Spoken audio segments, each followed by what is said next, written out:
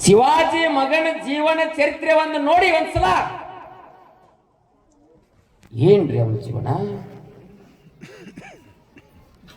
ಮತಾಂತರ ಆಗತ್ತ ಕೊನೆವರೆಗೂ ಅವನ ಜೀವನದ ಎಲ್ಲ ಇಂಚ್ ಕತ್ತರಿಸ್ತಾ ಬರ್ತಾರ.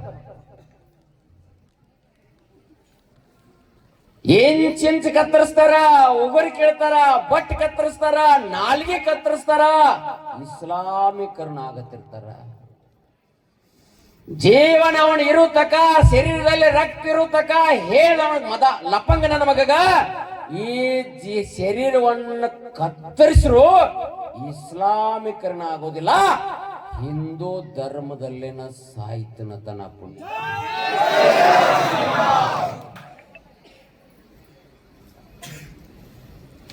ಒಬ್ಬ ಯಾವಾರೇ ಬಂದು ಒಂದಾಯ್ತಲ್ಲ ಗೇಟ್ ಇದಕ್ಕೆ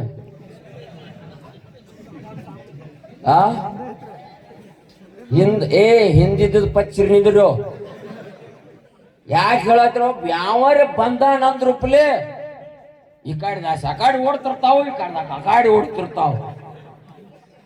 ಬೇಕಾದ್ರೆ ನೋಡಿ, ಒಂದು 2-3 ವರ್ಷದ ಹಿಂದ ಒಂದು ಘಟನೆ ನಡೀತಿತ್ತು ಒಟ್ಟು ಕರ್ನಾಟಕ ತುಂಬಾ. ಕಾಳ್ರ ಬಂದಾರತ್ತ ನಡೀತಿಲ್ರಪ್ಪ. ಈ ಕಡೆ ಎಲ್ಲಿಂದ ಬಂದಾರ ಅಂತ ಹೇಳ್ತಿದ್ರು, ಆ ಕಡೆ ಬಿಹಾರದಿಂದ ಬಂದಾರು, ಅಲ್ಲಿಂದ ಬಂದಾರು, ಇಲ್ಲಿಂದ ಬಂದಾರು ಅಂತ ಹೇಳ್ತಿದ್ರು. ಮುಂದ ಮಣಿ ಮ್ಯಾಲ ಒಂದ್ ಏನೋ ಬರೀತಿದ್ರಿ ನೀವು ಬರದೇನಪ್ಪ, ಏನಂತ ಬರೀತಿದ್ರ? ಯಾಕೆ ಬರದ್ರಿ? ಯಾಕೆ ಬರೀತಿದ್ರಿ ಹೇಳ್ರಿ? ಆ ಮನ್ಯಾಗ ಏನೋ ಒಡ್ಕೋ ಬರ್ತಾಳತ್ತ ಅಂತಿದ್ರು, ಹೇಳ್ತಿದ್ರಿ ನೆಲ. ಒಡ್ಕೋ ಅಂದ್ರೆ ದೇವ ಭೂತ ಬರ್ತಾವತ್ರಿ ಬಿಟ್ಟಲ್ಲ. ಆ ದೇವಿಗೆ ಯಾವ ಮಗ ಸಾಲಿ ಕಲಿಸಿದ್ರು?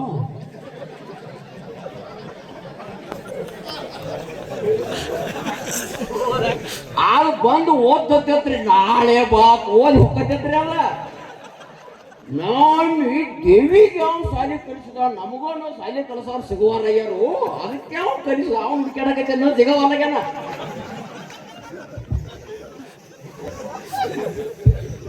ನಾವು ಎಂತ ದೇಶದವ್ರ ಹೇಳ್ರು, ವೀರರು, ಧೀರರು, ಸೂರರು ನಾವೆಲ್ಲ ಹೇಳ್ಬೇಕಾಗ್ಯದ.